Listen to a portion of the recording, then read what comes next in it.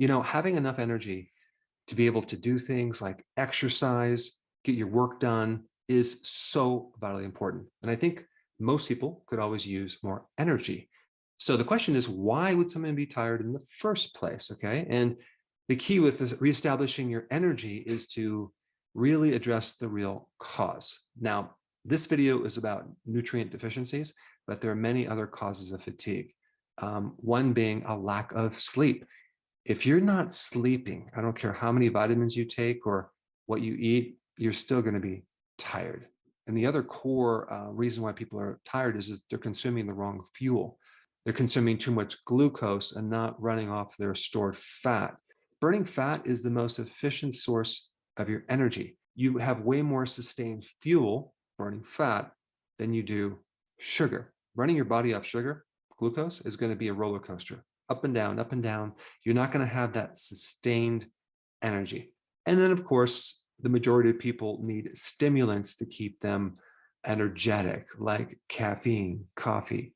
And when a lot of people are tired, what do they turn to? They eat food for energy. Of course, the food that they're eating makes them tired.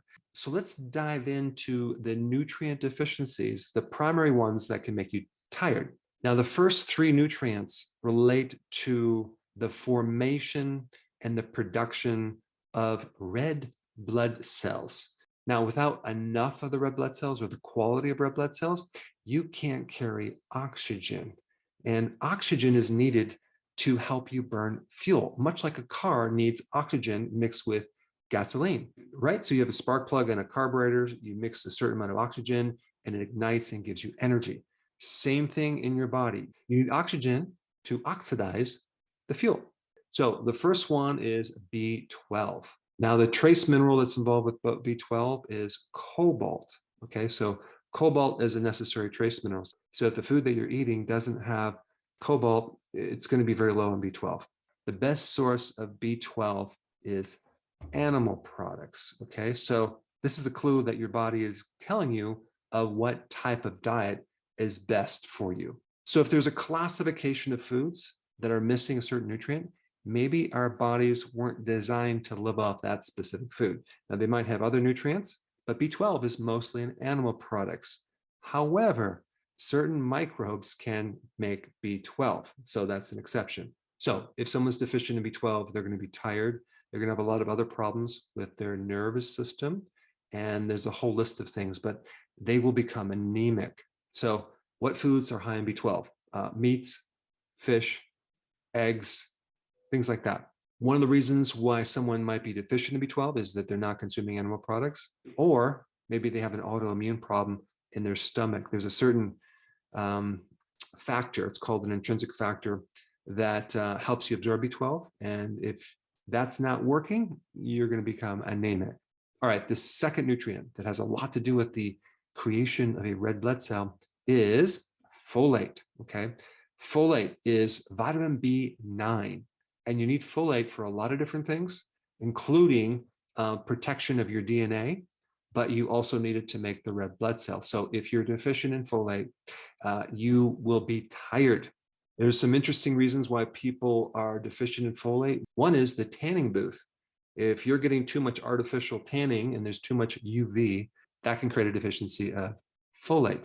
Now, folate is in a lot of foods, but it's especially in the dark leafy greens. Even the derivation of folate comes from the word which means leaf, okay, as in dark leafy green vegetables. So if you're deficient in folate, you're going to have fatigue, lethargy, and you're going to be weak. And there's certain types of anemia that involve a folate deficiency. Okay, the red blood cells need B12, they need folate, and they need, you guessed it, iron, okay? Now, the best source of iron is not from leafy greens. It's not from spinach, despite what Popeye told you. The best bioavailable source of iron is in red meat. Iron is at the core of something called hemoglobin. Hemoglobin is the thing that carries oxygen in the red blood cell. Okay, it's like the protein part. And it not only carries oxygen, it helps you eliminate carbon dioxide. So those two have to be in a perfect ratio. So if someone is a vegan, they might have a lot of folate, but they might not have B12 and a good source of iron. All right, number 4, thiamine or B1.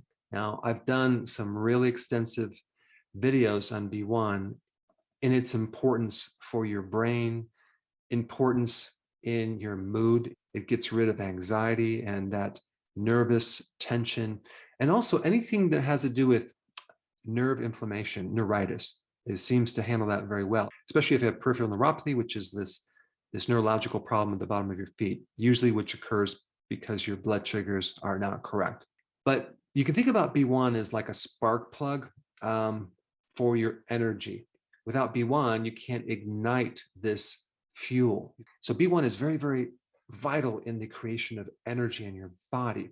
And if someone does a high carb diet, especially a high sugar or refined carbohydrate diet, the need for B1 goes way, way, way up, and they're usually deficient. And so they're usually tired because they cannot burn that fuel.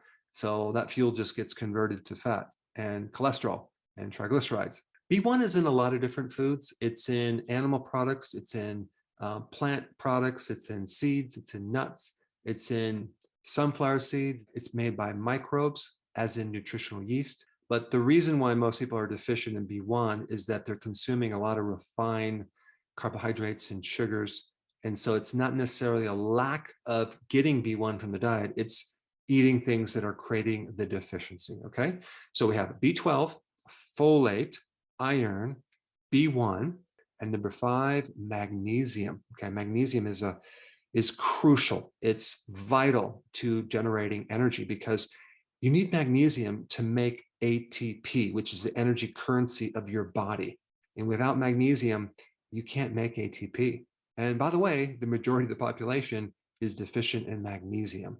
Well, where do you get magnesium? Well, magnesium is at the heart of chlorophyll, which is in the leafy greens. It's in the vegetable family. So, but you can also get magnesium in a lot of other foods. You have animal products, and plant-based products is good without the refined foods, and those foods that turn into the wrong type of fuel very fast, as in grains.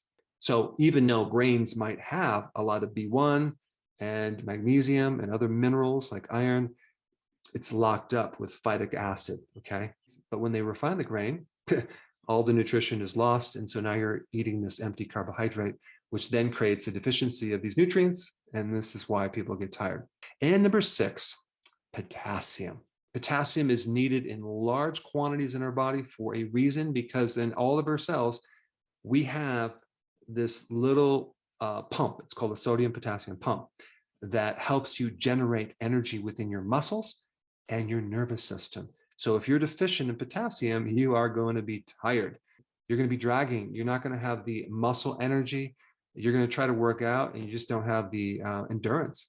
Not to mention the nervous system. And I'm also talking about your brain and nervous system too. So if you do a lot of mental work through the day, you'll lose your mental and your cognitive power. So where do we get potassium? Leafy greens, but it's also in a lot of other foods as well. So as you can see, we need a combination of foods to eat to generate energy. And then we want to avoid certain foods that make us tired. And we want to make sure we get enough sleep. Now, if you haven't been sleeping that well, that could be fatigue. So I put that video up right here. Check it out.